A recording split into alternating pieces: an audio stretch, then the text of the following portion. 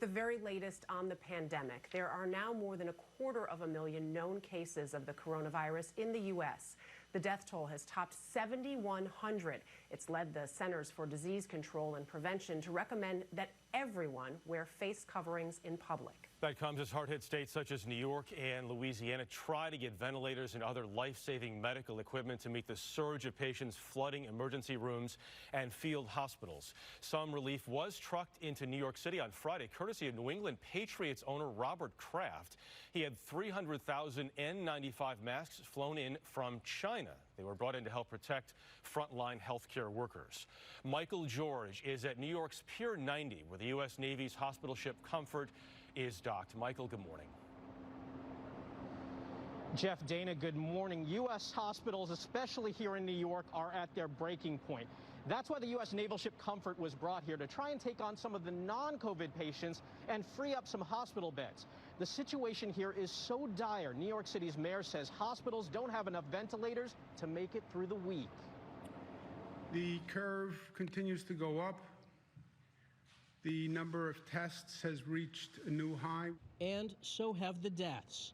More than 1 in 3 lives lost were in the state of New York.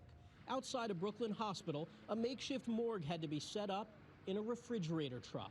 Other big cities are on a hard watch by Dr. Deborah Birx, the coronavirus response coordinator for the White House's coronavirus task force. We continue to watch, in addition, the Chicago area, the Detroit area, and have some developing concerns around Colorado, the District of Columbia, and Pennsylvania.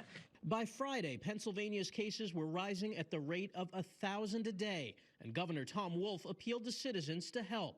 The only way we can cut the growth of this virus is to act as if we all have it. Today, I'm asking all Pennsylvanians to wear a mask anytime you leave your house.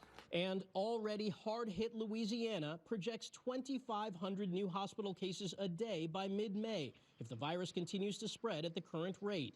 Already, 370 people have died in that state, where people have been ordered to stay at home. 41 states and the District of Columbia now have similar orders in place. Our message is this: what are you waiting for? What more evidence do you need?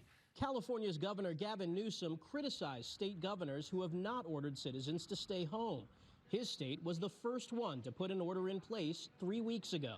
Now, the state with a population nearly twice the size of New York has 1/10 of the coronavirus cases. 90% of all U.S. citizens have been ordered to stay home, many unable to work.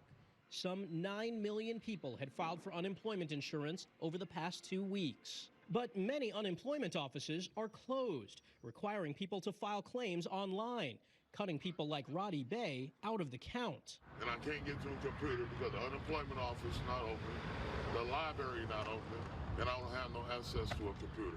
Increasing evidence shows the poor are at a greater disadvantage. Many in service industry jobs are not staying home, risking the virus in order to survive financially. But the greatest exposure comes in hospitals and for first responders. Some places are offering incentives for retired doctors and nurses to come back to work under conditions no one could have imagined. And the naval ship Comfort has 1,000 beds for non-coronavirus patients, but as of Thursday night, only 20 of those beds were actually being used. Now, the Navy says they've cleared up some of the red tape, including allowing ambulances to bring patients directly onto the pier and doing on-site coronavirus testing. And officials say they are considering converting the ship to handle coronavirus patients. Jeff? All right, Michael, thank you very much.